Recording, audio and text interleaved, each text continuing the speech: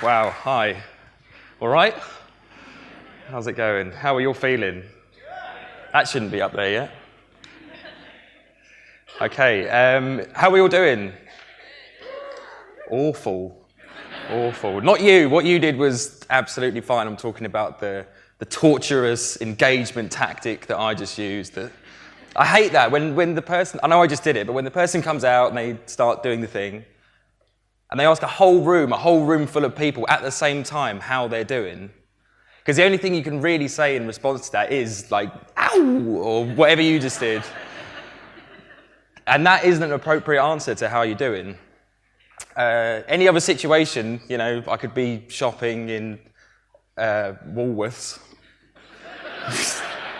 in 1994, and I go up to, I'd see a mate in there looking at the Furbies, and I'd be like, hey, Gordon, how's it going? And if Gordon just turns around and goes, ow, like that, and just howls at the strip lighting at the top like some mad, citified 90s wolf, I'm going to think, what a freak, and just turn around, leave my basket of pogs there, and just walk off. But yeah, when people ask me how I'm doing, I say I'm fine generally. I think that's what everybody does. But for me, that's not a real appropriate answer either, because for me, it's a way of deflecting the question. It's like a reflex. And deflecting that question is something I've got really good at, because a lot of the time I'm not fine. In fact, I live with depression.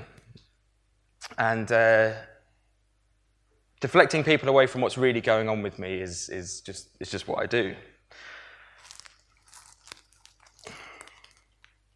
When you get really convincing at pretending that you're okay, people just assume you are. Much like a lot of you thought there was nothing wrong with me when I first came out here. None of my friends, family, anybody knew anything was wrong with me until maybe a year and a half ago, when I decided to tell them. I'd been secretly living with dark thoughts and self-loathing for, most of my adult life. And saying I'm fine and not addressing it and not letting anybody in is just a bad move, And the things that have happened to me over the last year, the more I've sort of realised that it's like putting a plaster over cancer. You're not dealing with anything. Last April was the worst time for me. I was living with a feeling I can't even describe. I still can't. I have to now, obviously. But if I was to choose one word, it would be something like overwhelm. I remember lying in bed one morning and I was overwhelmed because I was trying to remember what feeling happy felt like. And I couldn't remember. And I thought there's no point in living if I can't actually remember how to be happy anymore. I'd had suicidal thoughts before, as everyone who suffers from depression surely does. But always knew I'd never really go through with it because of the pain and everything that would cause the people that were close to me. Is what a great deterrent that is. I just couldn't do that. But that morning when I lay in bed, depression had completely taken over my thoughts. It had manipulated and it had lied its way into making me think that ending my own life wasn't just best for me, but actually it would be best for everybody. Because that is what depression does. It overpowers you. It takes the wheel and it steers you away from everyone and everything you love. And it takes you down a dark tunnel. And when you're in that tunnel, it hugs you and it tells you that this is where you're supposed to belong. I called my mum that morning, but it wasn't because I needed help. I thought I was beyond help. I called her because I thought that day I was going to take my own life, and I called her to hear her voice one last time.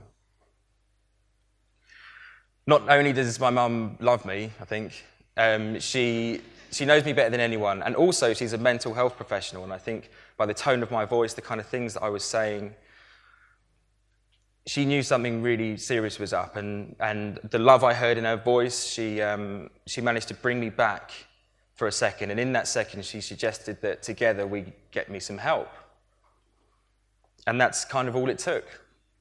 I went to my GP the next day, and I did something I thought I'd never do. I told someone I didn't know what was going on inside my own head. And after a little conversation about depression, he asked me a question that I couldn't believe I hadn't asked myself. He said, "Do you actually want to die, or do you just not want to feel like this anymore?" And I thought, what an important distinction to make, because when you're in that fog, you can't ask yourself questions like that. My depression doesn't hit me like a sledgehammer out of nowhere. And neither does it leave like with sudden relief, like waking up from a nightmare. It creeps in and then it creeps away again. It's like taking a painkiller for a headache. You don't know the instant your headache's gone. You just realise it's been gone a while. I realised I was feeling better when I was out walking the dog one day, and I realised I'd walked the thing 12 miles.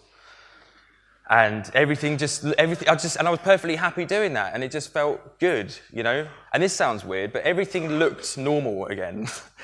All the colours looked how they should be, because depression kind of lowers the saturation on everything for me, and everything just looked good, and it just felt good.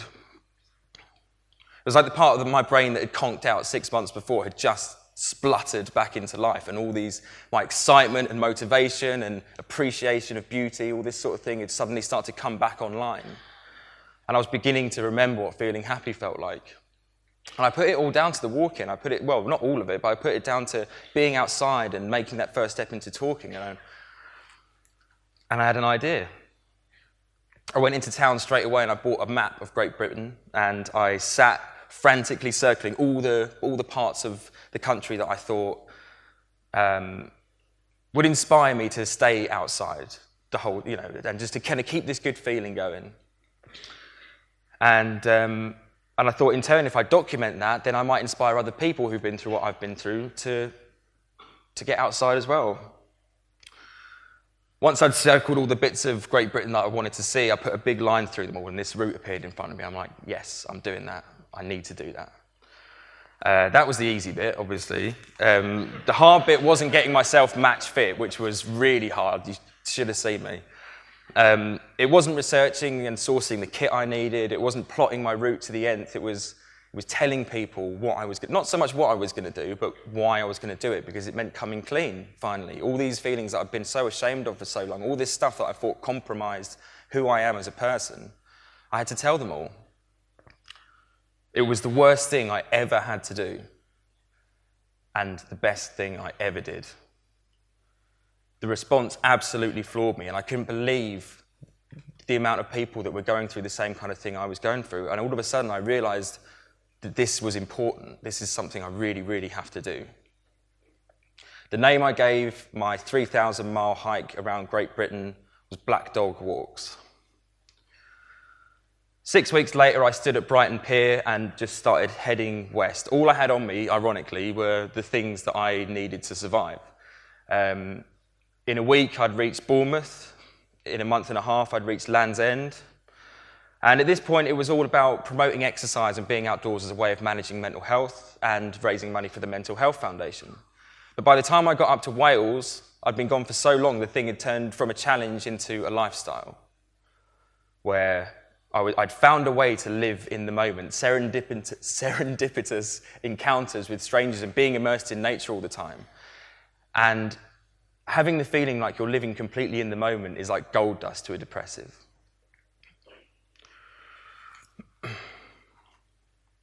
By the time I'd made it into North Wales, climbed Mount Snowdon and come back, I was getting messages from people all over the country.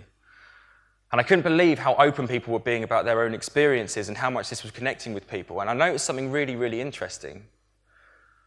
A lot of people who got in touch with me hadn't actually told anyone else. I was the first person they were telling. And they was like, no one else can understand. And I remember having that feeling as well. Because everything in my life led me to my depression, that awful feeling. You know, the situations I've been in, the people in my life, the decisions I've made. Everything had just reached that one moment. I thought, how the hell is anyone going to understand that? And that was the thread that was running through all these conversations that I was having with people. They were like, no one's going to understand me because I've been through this, and this. And I realised that's not what we should be talking about. It's the feeling itself.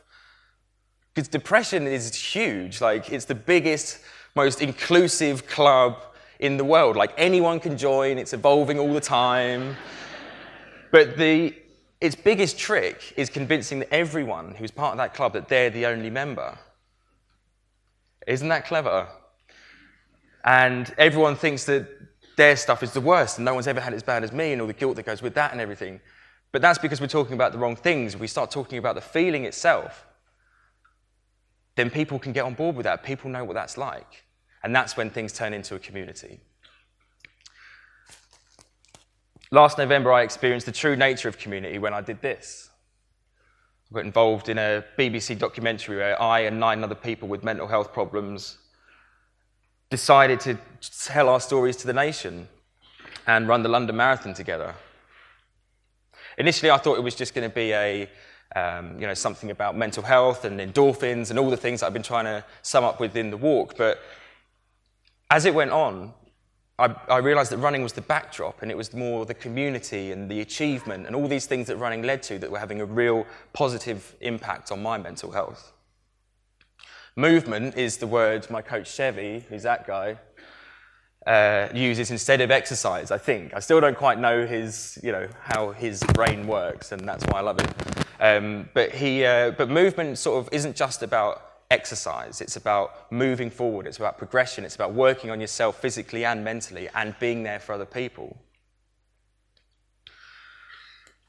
By being in the documentary, I was communicating by, doing the walk before through video blogging, but I had the kind of safety net there of talking about it talking into my phone on my own and having the luxury of being able to trim out some of the waffle, some of the stuff that I thought wasn't necessary later on before I posted it as a video blog. What Mind Over Marathon told me to do, or forced me to do even, was to put an unedited version of myself out there. And that's when I realized what a great leveler talking about your mental health openly is. Nobody's above anyone else in that conversation. I think a lot of how we present ourselves is run by ego and status, and I think a lot of that, it governs how, the things that we do and what we say. A discussion about mental health seems to suspend all that, and it levels the playing field. And that's great because it's a reminder that really we're all on the same team. We all have mental health, and the more we learn about each other's, the more we learn about our own.